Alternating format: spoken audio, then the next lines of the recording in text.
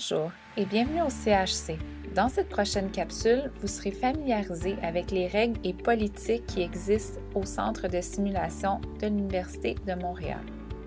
D'abord, il existe un code vestimentaire. Le port du sarrau est obligatoire et une tenue professionnelle est de mise en tout temps.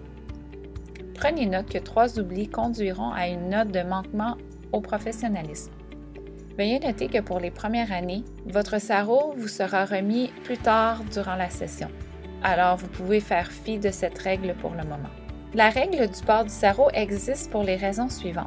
Elle permet de refléter le professionnalisme, de préparer les étudiants à leur insertion en milieu clinique et de protéger les outils pédagogiques que nous utilisons au CAHC. Le port des gants et l'hygiène des mains. Le port du gant et l'hygiène des mains est nécessaire au CHC. Il est important de le faire pour toute manipulation de mannequin. Il est primordial d'effectuer une bonne hygiène des mains pendant au moins 20 secondes. D'autres règles existent au CAHC. Aucun sac à dos, manteau ou tout autre objet personnel n'est toléré dans les salles de cours.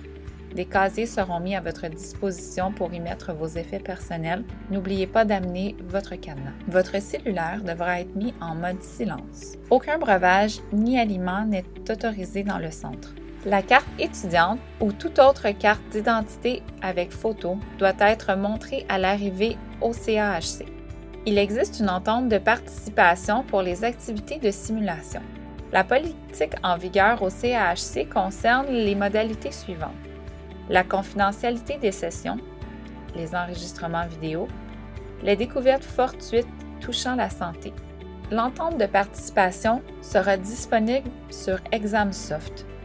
Vous devez l'avoir lu et signé au début de chaque session. Les activités du CHC se font en 3 étapes. Il y a la phase de préparation préalable, celle pendant les activités au CHC et la phase suivant les activités au CHC. Je vais vous détailler le contenu de chacune des phases dans les diapositives qui suivent.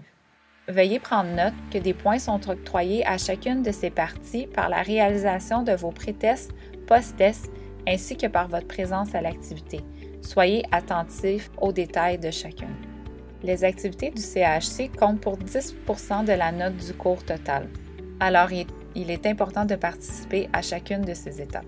Au niveau de la notation, des points sont octroyés à chacune des étapes. En préparation, il y aura un pré-test à compléter. Ce pré-test équivaut à 4 points sur la note totale de 10. La présence au CHC équivaut à 2 points.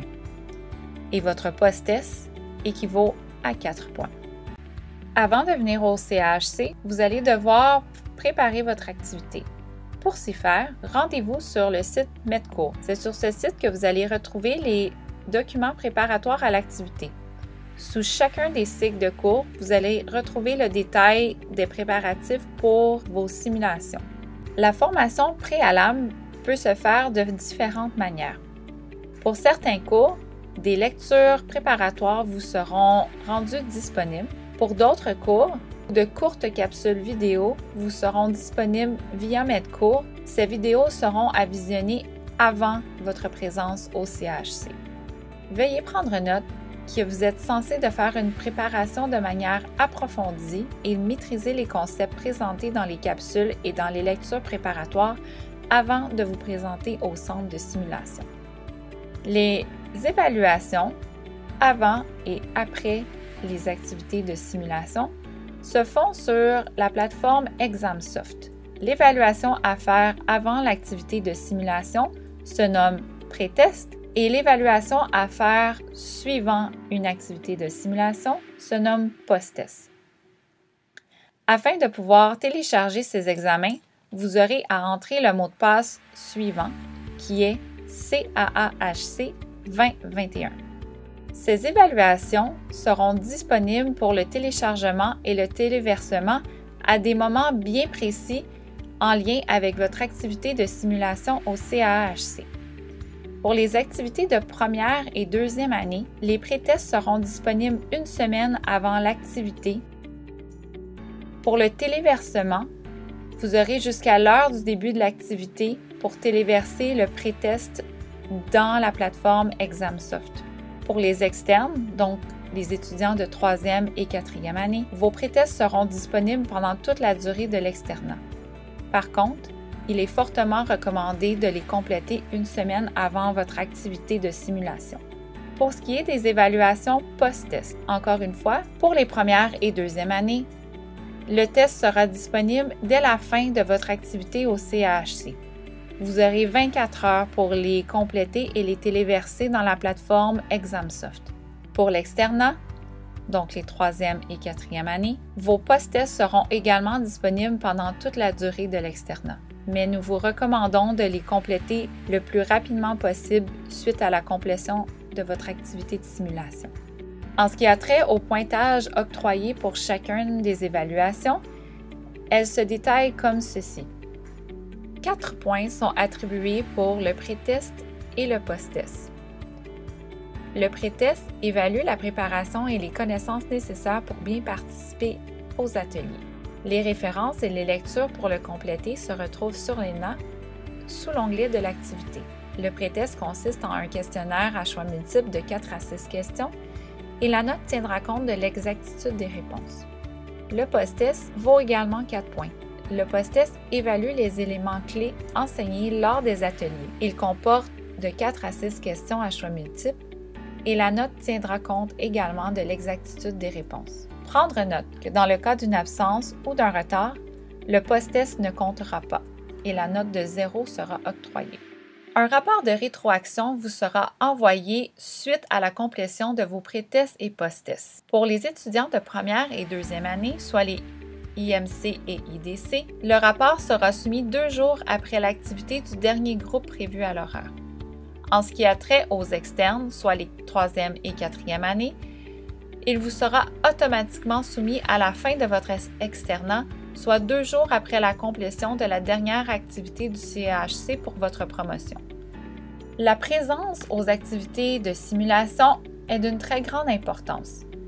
Les présences équivalent à 2 points de la note finale pour l'activité de simulation. On vous demande d'être présent 15 minutes avant le début de l'activité. Les présences sont prises à l'arrivée du centre. Vous devez présenter votre carte étudiante ou une autre carte d'identité avec photo. Un retard de plus de 5 minutes équivaut à une absence, ce qui veut dire que si vous êtes en retard de plus de 5 minutes, vous n'obtiendrez pas votre note de présence. Une attribution préalable des rôles sera faite pour certaines activités. Les échanges entre 2 étudiants ne sont pas possibles. Voici quelques mots sur la politique d'échange pour les activités au CAHC. Comme mentionné précédemment, les échanges entre 2 étudiants ne sont pas possibles. Par contre, dans des cas exceptionnels, les échanges seront permis.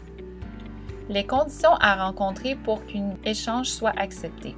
L'étudiant doit trouver son partenaire d'échange, remplir le formulaire d'échange 10 jours ouvrables avant l'activité, fournir à sa TGDE un certificat de présence au rendez-vous dans les 2 jours ouvrables.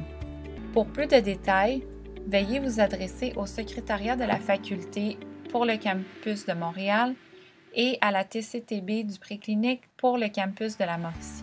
Une attitude professionnelle est attendue lors de vos visites au centre de simulation.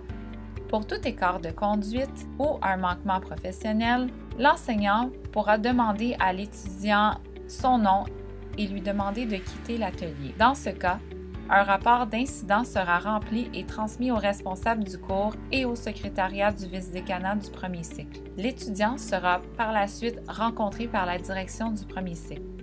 La décision de documenter l'incident dans le dossier professionnel de l'étudiant revient à la direction du premier cycle. Des mesures pour la prévention de la propagation de la COVID ont été établies au CAHC. Lors de vos visites au CAHC, vous devez revêtir un équipement de protection individuelle. Cet équipement consiste en un masque de procédure. Il vous sera demandé de retirer votre couvre-visage pour l'échanger contre un masque de procédure à votre entrée au CAHC. Vous aurez aussi à porter des protections oculaires, soit des lunettes ou une visière. Par contre, il est de votre responsabilité d'apporter cet équipement avec vous. En cas d'oubli, des lunettes seront disponibles au CAHC, mais vous allez devoir les rendre à la fin de votre activité. Ceci fait un bref survol de la réglementation et des politiques qui existent au CAHC. Nous vous remercions pour votre attention et nous avons bien hâte de vous y voir. Bonne année scolaire!